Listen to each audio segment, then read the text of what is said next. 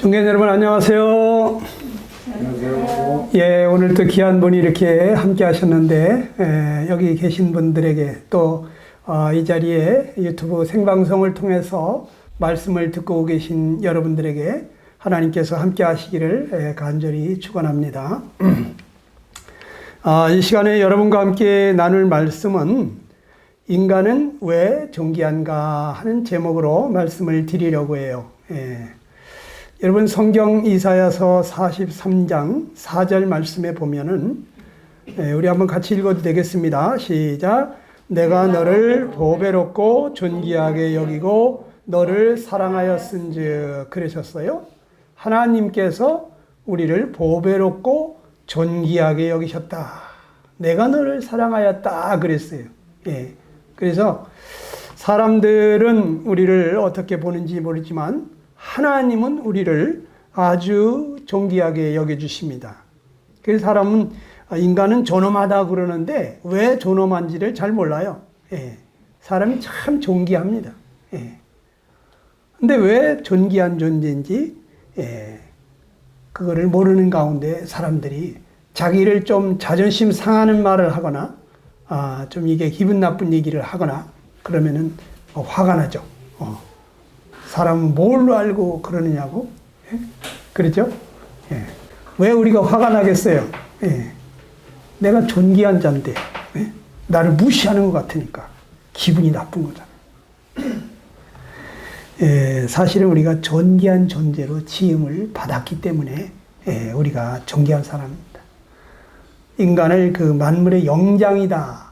이런 얘기도 많이 들어보셨죠? 예, 만물의 영장이다. 무슨 뜻입니까? 여러분, 인간은 만물 중에 으뜸이다. 이거예요. 으뜸. 만물 중에 대장이다. 영을 가지고 있는 대장이다. 그래서 만물의 영장이라고 하는데,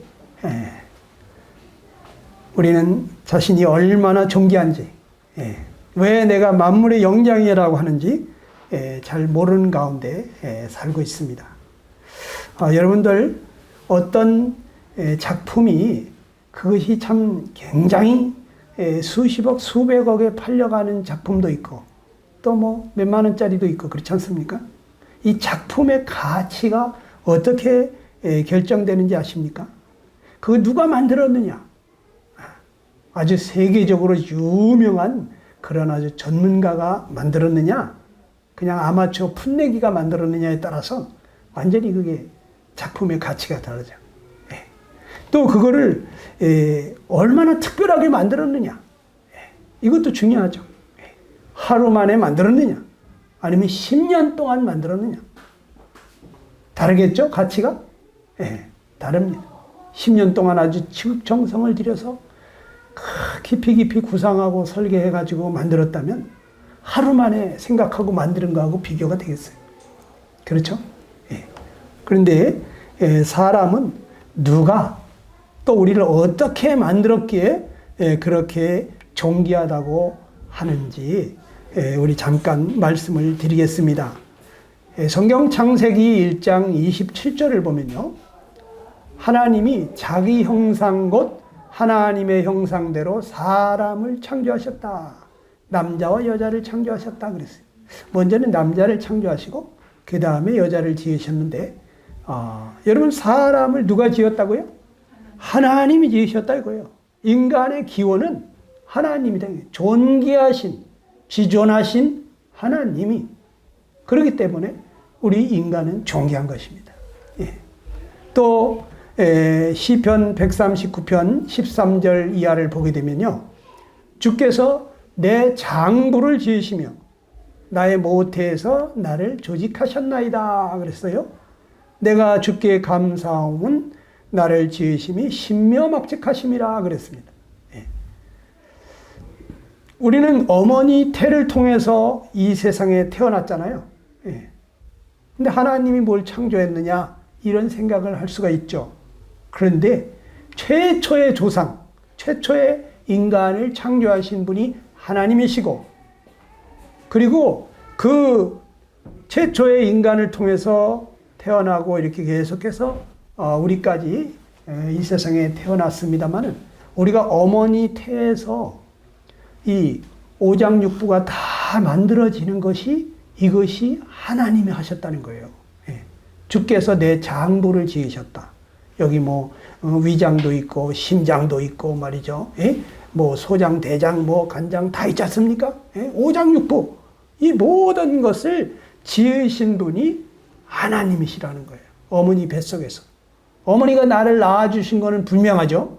근데 어머니가 나를 만들었다는 생각이 들어요? 안 들잖아요. 왜 안 됩니까? 우리 어머니는 그 정도 능력은 안 되는 것 같잖아요. 제가 어렸을 때 아프니까 어머니가 저를 업고 병원으로 막 뛰더라고요. 너무 아파하니까. 어머니가 만들었다면 말이죠. 어머니가 그냥 싹 고쳐주실 텐데. 아니, 만든 사람이 고장난 거 못 고칩니까? 고칠 수 있죠? 테레비 만든 사람은 테레비 고장나면 고쳐요, 못 고쳐요? 그냥 고치죠, 뭐. 설계도까지 다 알고 있으니까. 예. 어느 부분이 잘못돼서 저렇게 된다는 거 금방 알고 고칠 수 있어요. 근데 어머니 나를 못 고치시라고 나를 업고 병원으로 달려가더라고. 왜 그렇습니까? 어머니가 나를 만드신 분이 아니에요. 그냥 나를 낳아주셨을 뿐이에요. 어머니 뱃속에서 심장도 달아주시고 폐도 달아주시고 간과 쓸개와 모든 것을 다 이렇게 만들어주시는 분이 하나님이시다 이거예요. 주께서 내 장부를 지으셨다. 아주 신묘막직하다는 거예요. 신기하고 묘하고 정말 그 측량할 수 없는 너무 놀랍게 우리 인간이 만들어져 있다는 거죠. 예. 여러분 그런 것 같지 않습니까? 그런데 우리를 지으신 그 하나님이 누구십니까? 이분이 바로 전지전능하신 분이시다는 거예요. 보통 사람은 뭐 이건 상상도 못 하잖아요. 예. 사람이 무슨 생명체를 만듭니까? 생명을 만들 수 있는 사람은 없어요. 예. 그런데 이 세상의 모든 생명체, 예. 그리고 우리 인간, 우리를 만들어주신 분은 생명을 창조하실 수 있는 전지전능하신, 모르는 것이 없고 능치 못할 것이 없으신 그러한 전문가가 만들었기 때문에. 누가 만들었느냐? 생명 창조의 전문가가 만들었기 때문에 우리가 존귀한 존재다는 거죠. 예, 귀하다는 거죠. 그럼 우리는 어떻게 지으셨느냐? 하나님께서 우리 인간을 지으실 때 말이죠. 우주와 그 가운데 있는 만물을 다 지으시고 맨 마지막으로 사람을 지으셨습니다. 인간이 살아가는 데 필요한 모든 것을 다 만드신 후에 그 다음에 인간을 창조한 거죠. 마치 부모가 사랑하는 자식을 출산하기 전에 그 아기에게 필요한 모든 걸 다 준비해 놓고 그 다음에 아기를 낳잖아요. 그렇죠. 자식 사랑하면 벌써 임신하면 얼마 있다가 이제 아기가 태어나면 그 뭐가 필요한지 그런 걸 다 생각하면서 준비를 하는 거예요. 예? 뭐 베네 쪼고리서부터 아기가 필요한 젖병이라든지 모든 그 목욕 하는 그런 옷이며 타월이며 다 하나하나 차곡차곡 준비해 놓고 그 다음에 아기를 출산하잖아요. 왜 그랬습니까? 소중한 아기니까. 내가 사랑하는 아기니까. 그렇죠? 그래서 인간도 자기 사랑하는 자식을 출산하기 전에 모든 걸 다 준비해 놓고 출산하듯이 하나님께서 우리 인간이 살아가는 데 필요한 모든 것을 다 만들어 놓으신 후에 우리 인간을 창조하셨다고 하는 거. 이게 우리는 처음부터 하나님이 사랑하는 존재, 하나님께 사랑받는 자라고 하는 것이죠. 예. 그래서 사람은 처음부터 하나님의 사랑 가운데서 지음을 받은 아주 존귀한 자이죠. 예. 여러분 자식을 하나만 낳아보세요. 얼마나 애지중지합니까? 예? 그렇죠? 둘, 셋 나면은 조금 이제 여유가 생기잖아요. 근데 하나밖에 못 낳아, 나는. 그렇다면 그 하나 어떻게 될까 봐요. 얼마나 애지중지합니까? 그죠?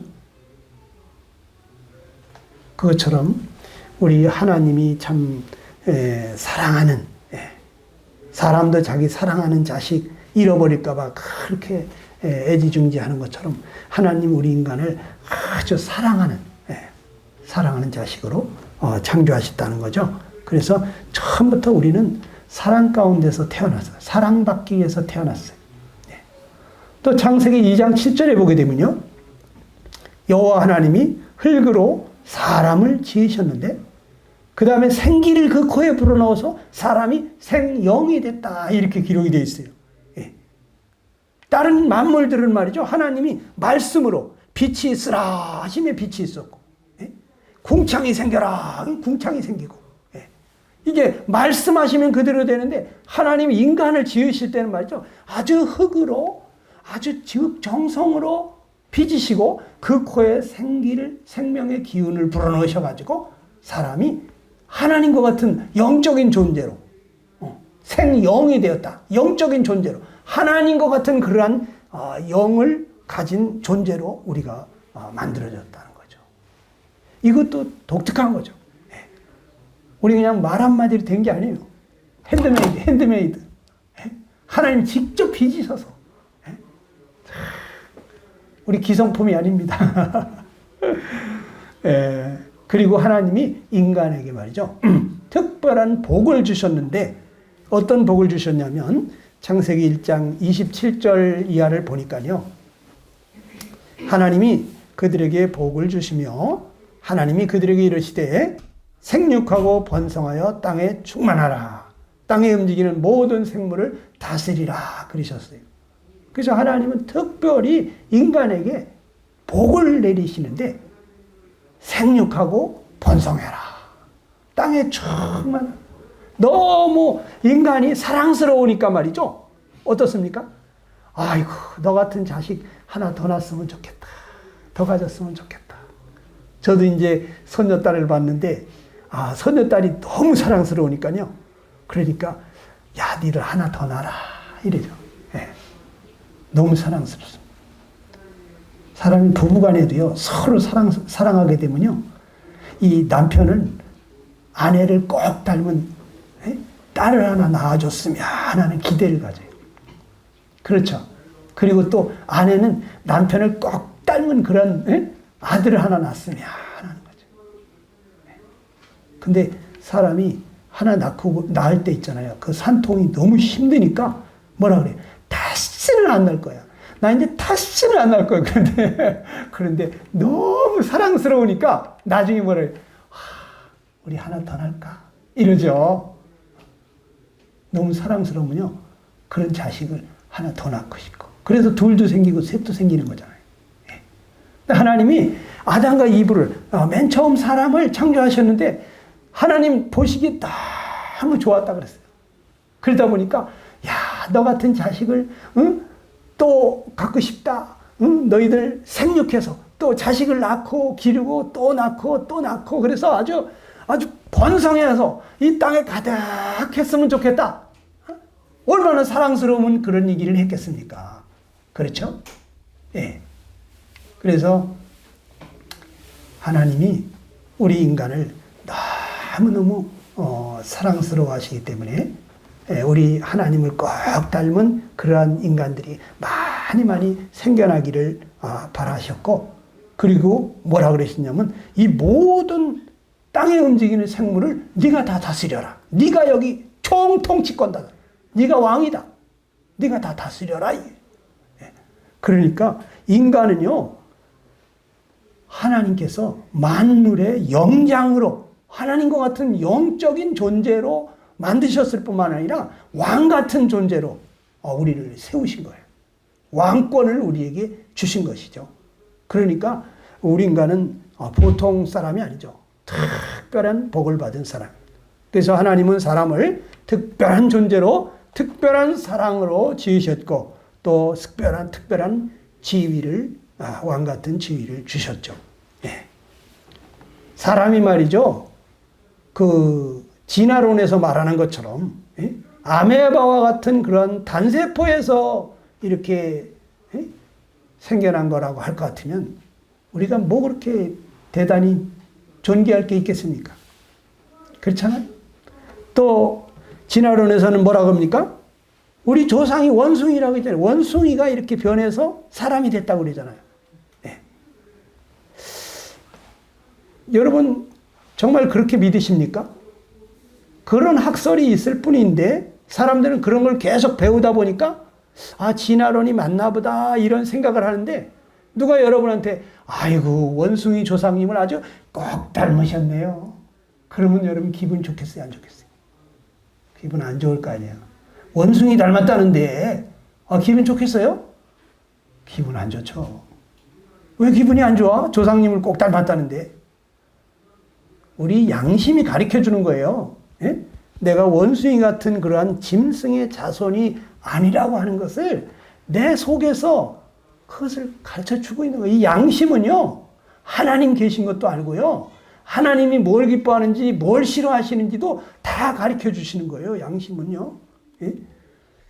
그래서 우리 인간의 뿌리를 찾아보면 하늘로부터 왔다는 거죠. 예. 우리는 존귀하신 하나님이 특별히 창조한 그러한 존귀한 자다. 그래서 우리 인간은 존귀한 자라고 하는 것입니다. 그런데 지금 보면은요, 인간이 존귀한 가치를 완전히 상실한 것 같아요. 예. 성경에 보게 되면 예레미야 17장 9절에 이런 말씀하시는데요. 만물보다 거짓되고 심히 부패한 것이 마음이다 그랬어요. 하나님이 이 말씀하시는데 딱 맞는 것 같아요. 딱 맞는 것 같아요. 이 말씀 맞는 것 같지 않습니까? 만물보다 거짓돼. 여러분 만물은 콩 심으면 콩 나오고 팥 심으면 팥 나와요. 정직합니다. 그런데 사람은 좋은 것만 가르쳤잖아. 어렸을 때부터. 근데 왜 나쁜 게 나와? 누가 싸우라고 가르쳤습니까? 누가 도둑질하고 가르쳤습니까? 누가 거짓말하라고 가르쳤습니까? 근데 항상 좋은 것만 가르쳤어. 그런데 나쁜 게 나오잖아요. 우리 인간의 마음이 거짓되다는 거예요. 거짓되다. 여기 혹시 거짓말 한 번도 안 해보신 분 계십니까? 한번 손 들어보세요. 난 거짓말 지금까지 한 번도 안 해봤어요. 네. 난 누굴 속인 적도 없고, 내가 무슨 이렇게 과장해서 얘기한 적도 없고, 안 그런 척 한 적도 없고, 난 시침이 뗀 적도 없고, 난 글쎄 기억이 잘 안 난다고 그런 얘기도 한 적도 없고, 그런 분이 있습니까? 우리는 분리하면 저절로 거짓말이 튀어나오잖아요. 그리고 우리 심령이 얼마나 부패했는지 온갖 더러운 것이 이 속에 드글드글 하입니다. 여기 속에 그냥 탐욕이, 음욕이 막 이 속에 막 그냥 온갖 미움, 시기, 질투, 이 악한 것들이 드글드글해요. 그것이 환경을 만나면 튀쳐나오는 거죠. 예. 여러분 지극히 작은 풀 한 포기도 이 아름다운 꽃을 피면서 그 만드신 분의 그 아름다운 솜씨를 나타내고 자기를 만드신 분의 그 영광을 나타내고 있는데 우리 인간은 말이죠. 만물의 영장으로 만물 중에 으뜸으로 지었는데도 불구하고 하나님의 영광을 나타내는 것이 아니라 오직 자기 영광만을 구하는 거죠. 자기 이기적인 자기만을 위해서 사는 거죠. 하나님은 아예 생각도 않는 거죠. 꽃이 필 때 말이죠. 이 고성능 카메라로 찍었는데요. 꽃이 쫙 꽃봉오리가 터지면서 말이죠. 이 꽃이요 팍 떨립니다. 막 하나님을 찬양하는 것 같은 말이죠. 예. 그 아름다운 몸짓으로 온몸으로 자기를 만드신 분에게 그 아름다운 모습을 나타내고 있어요. 그런데 우리 인간은 하나님을 기쁘시게 하거나 하나님을 영화롭게 한다는 건 생각도 안 하고 살아가고 있는 것입니다. 여러분 세상에 왜 그렇게 교도소가 많습니까? 네. 교도소에 죄인들이 꽉꽉 차니까 자꾸 교도소를 늘리잖아요. 왜 법조문책이 그렇게 자꾸 두꺼워집니까? 여러분 왜 그렇습니까? 죄인이 많기 때문 아닙니까? 죄가 많아. 죄도 종류도 많아. 세상에 드러난 죄인과 드러나지 않은 죄인이 있을 뿐이지 죄 없는 인간은 하나도 없다고 하는 것입니다. 그런 것 같습니까? 안 그런 것 같습니까? 로마서 3장 10절 이하를 보면요. 하나님이 이렇게 말씀하십니다. 한번 같이 읽어보겠습니다. 시작. 기록되었으되 의인은 없나니 하나도 없으며 깨닫는 자도 없고 하나님을 찾는 자도 없고 다 치우쳐 함께 무익하게 되고 선을 행하는 자가 없나니 하나도 없도다.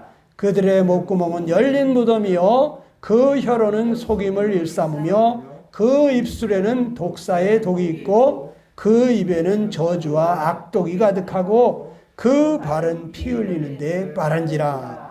파멸과 고생이 그 길에 있어 평강의 길을 알지 못하였고 그들의 눈앞에 하나님을 두려움이 없느니라. 그랬어요. 맞는 것 같습니까? 아닌 것 같습니까? 맞잖아요. 하나님이 하늘에서 내려다보는데 의로운 사람, 죄 없는 사람을 찾아보는데 한 명도 못 찾았대. 한 명도. 여러분, 목사님은 죄 없습니까? 신부님은 죄 없습니까? 죄 없는 사람 한 명도 못 찾았대. 깨닫는 자 있느냐? 없다는 거예요. 그래서 이렇게 전도를 해주는 거예요. 여러분이 알아들을 말로 전해주는 겁니다. 또 스스로 하나님 찾는 사람도 없다는 거예요. 그러니까 모시고 오는 거예요. 전도를 하는 거예요. 이끌고 오는 거예요. 왜? 스스로 하나님 찾아가지 않아. 왜? 하나님 보이지도 않기 때문에. 영이신 분이기 때문에. 그러다 보니까 하나님 찾지 않죠. 다 선을 행하는 자가 없으니 하나도 없도다. 우리가 생각할 때는 그래도 착한 사람이 있는 것 같지만 하나님의 그 거룩하신 눈으로 볼 때 하나님의 눈에 만족할 만한 그렇게 착한 사람은 없더라는 거예요. 하나님은 원수까지 사랑하래요. 원수까지. 원수는 막 죽이고 싶은 게 원수 아니에요. 근데 원수를 어떻게 사랑합니까? 그리고 원수가 줄이거든 먹이어주고 목마르거든 마시게 해주고 나를 핍박하고 괴롭히면 복을 빌어주래. 복을 잘 되라고 복을 빌어주래. 참, 이게 보통 사람이 할 수 있는 일입니까? 그게 바로 착한 사람이라는 거야. 착한 사람. 부모는 그러잖아요. 부모는 자식 잘 되기만 바라잖아요. 네. 그렇죠. 근데 부모도 다른 원수를 위해서 그렇게 하긴 어렵죠. 근데 하나님이 선을 행하는 자를 찾아보려니 하나도 없더라. 자, 인간은 죄 가운데 살면서 세상이 전부인 줄 알고, 이 세상이 전부인 줄 알고 하늘 두려운 줄 모르고 살고 있는 거죠. 우리 삶이 죄입니다. 사는 게 죄야. 살아있는 것 자체가 사실은 죄덩어리입니다. 죄. 안 그런 것 같습니까? 그냥 자꾸 자기를 합리화시키면서 이 정도면 착하지 뭐. 이 정도면 괜찮지 뭐. 세상에 나쁜 놈들이 얼마나 많은데 이렇게 하면서 우리가 자위자족하고 있을 뿐이죠. 네. 그리고 이 세상엔요. 사람들이 너무 고생하면서 근심하면서 살고 있어요. 인생 이렇게 고생하며 사는 것이 정상이라고 생각하십니까? 이것이 만물의 영장의 삶일까요? 남들이 다 그렇게 사니까 인생이 이런 것인가 보다 생각하고 있는 거죠. 네. 전도서 1장 13절에 보면요. 하늘 아래서 행하는 모든 일을 궁구하며 살핀즉 이는 괴로운 것이니 하나님이 인생들에게 주사 수고하게 하신 것이다 그랬어요. 인생 괴로운 거예요. 그러니까 인생은 고해라고 그러잖아요.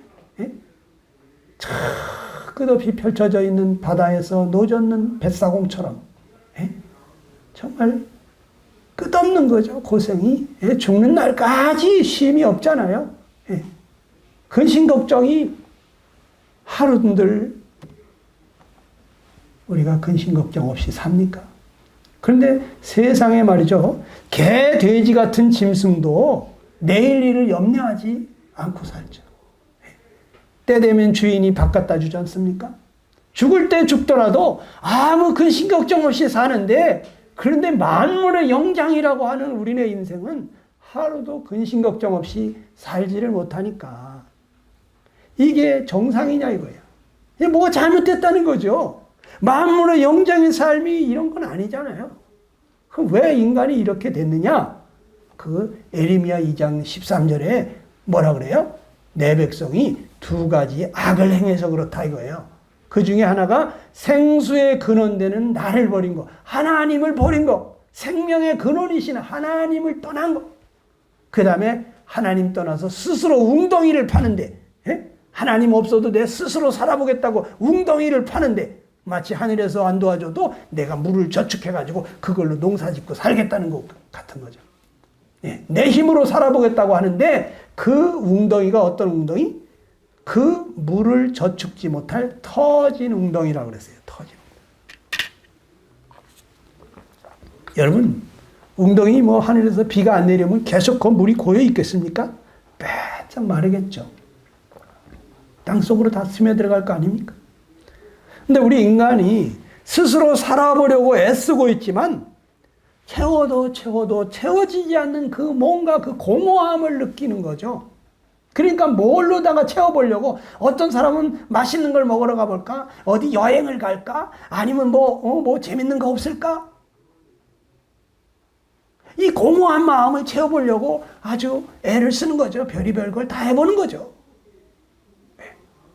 마치 채워도 채워지지 않는 밑빠진 독과 같이 우리 인간은 늘 허전함을 느끼는 거죠. 왜 그렇습니까?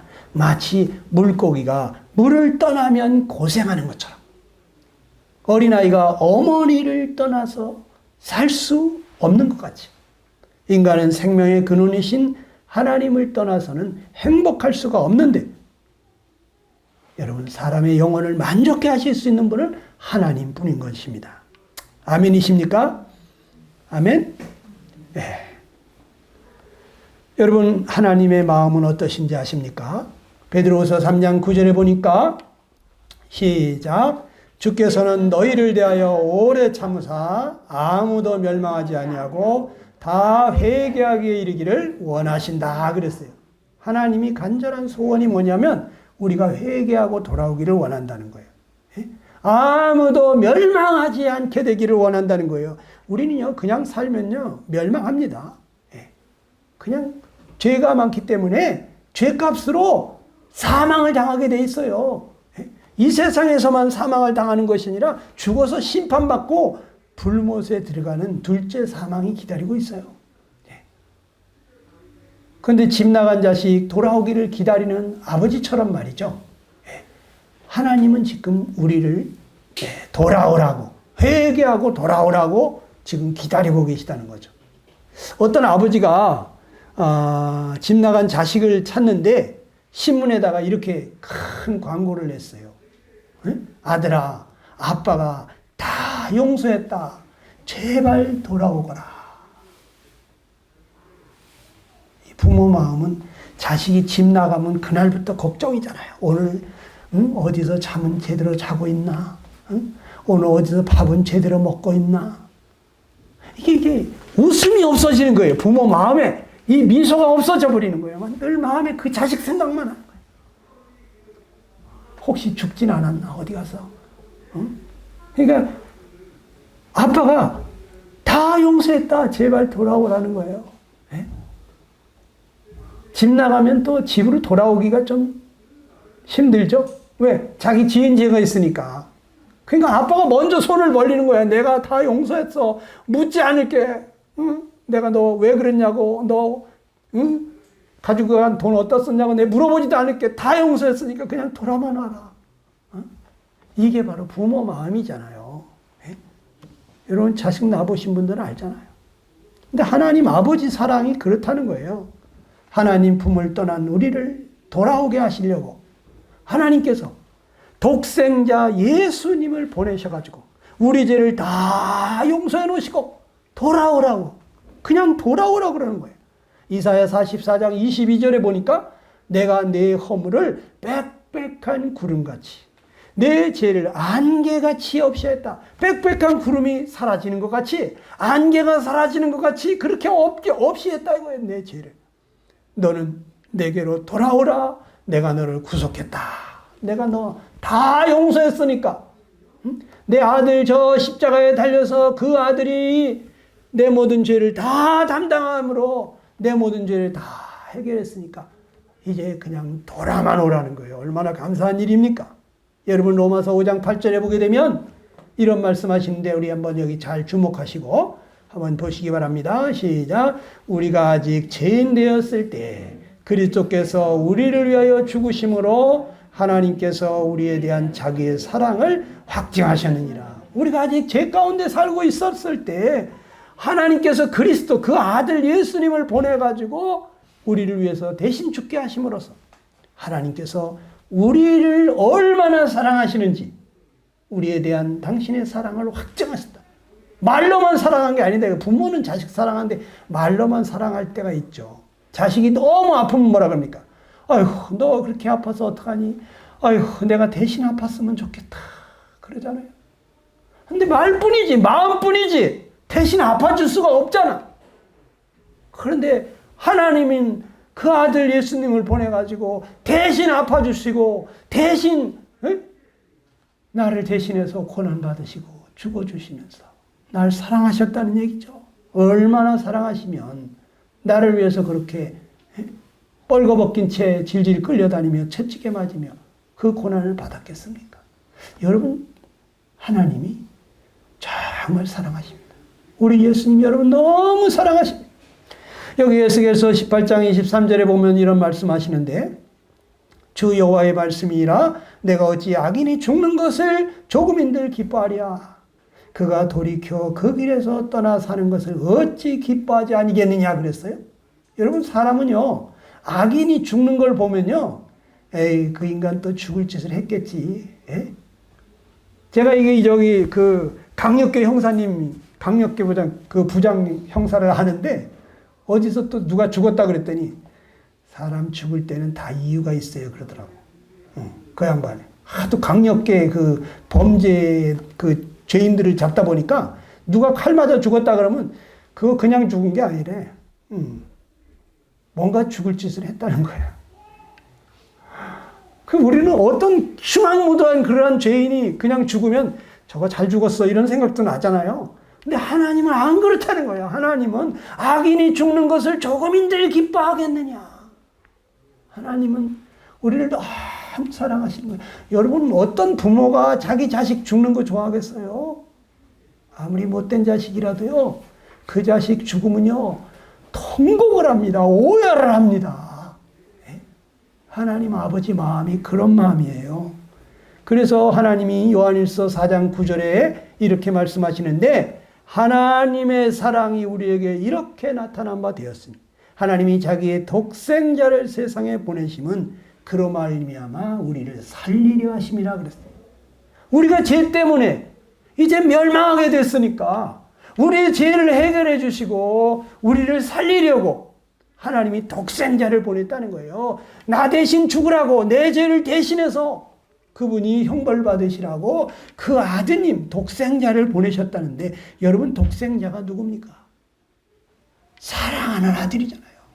내 사랑하는 아들, 내 기뻐하는 자라. 변화산에서 예수님 기도하시는데 갑자기 모세와 엘리야가 나타났어요. 근데 하나님이 갑자기 구름 가운데 나타나셔서 하시는 말씀이 이는 내 사랑하는 아들, 내 기뻐하는 자니 너는 저의 말을 들으라 이렇게 얘기해요.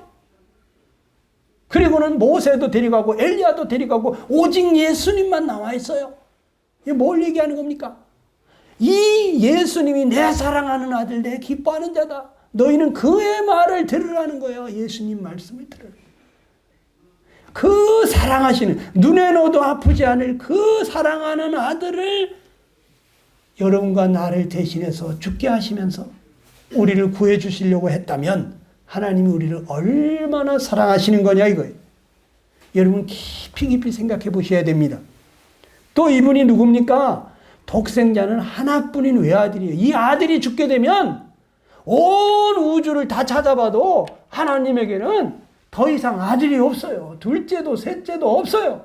이게 마지막이에요. 그 하나뿐인 아들까지도 우리를 위해서 내어주셨다면 하나님은 모든 것을 다 주신 거예요. 여러분 누굴 사랑해가지고 자기 그 모든 것을 다 줄 수가 있습니까? 부부간에도 어려운 일이에요. 그런데 하나님은 그 모든 걸 다 잃어버리는 것과 같은 그 아들을 희생하시면서 내가 너를 사랑한다. 내가 너를 용서했다. 내게로 돌아오면 오라고 하는 거예요. 사람이요. 왜 영원한 멸망으로 지옥으로 들어가느냐? 그 하나님 때문이 아니에요. 회개치 않는 바로 나 때문이라고. 예? 누가복음 13장 3절에 예수님 말씀하시기를 너희도 만일 회개하지 아니하면 다 이와 같이 망하리라. 너희가 회개하지 않고 계속 죄 가운데 살면 망한다 이거예요. 망한다 이거. 그러면서 이사야서 55장에 말하기를 너희는 여호와를 만날 만한 때에 찾으라. 가까이 계실 때 그를 부르라. 악인은 그의 길을, 불의한 자는 그의 생각을 버리고 여호와께로 돌아오라.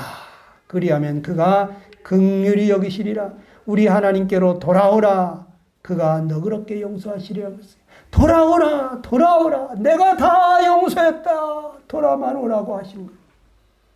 여러분 어찌하실랍니까? 계속해서 죄 가운데 가겠습니까? 여러분 시편 49편에 보게 되면 20절에 존귀 하나 깨닫지 못하는 사람 멸망하는 짐승 같다 그랬어요.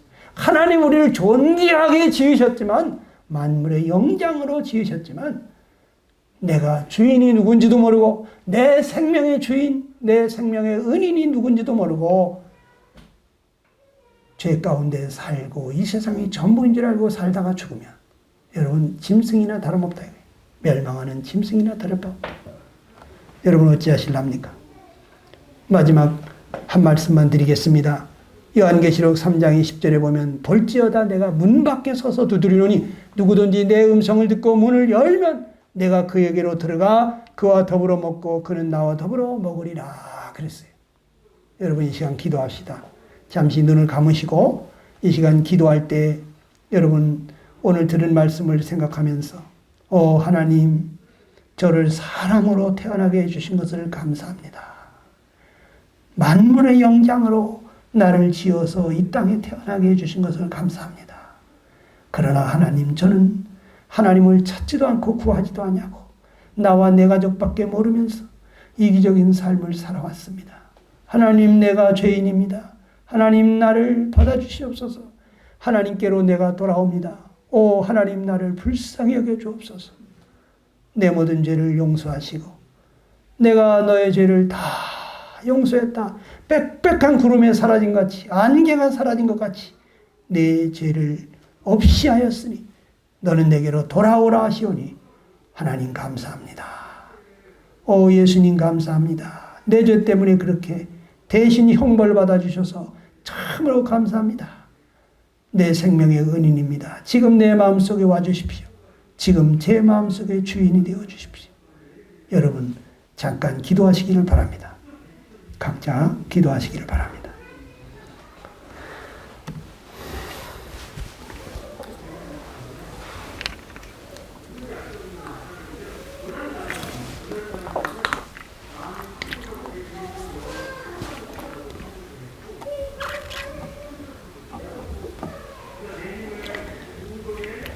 한 번 더 기도하고 마치겠습니다. 아버지 하나님, 오늘 여기 계신 귀한 분들 한 분도 빠짐없이 영생 복락을 얻는 놀라운 아침이 되게 하여 주옵소서. 이 시간을 하나님이 성령께서 이분들을 만나주시고 교제해 주시기를 간절히 원합니다.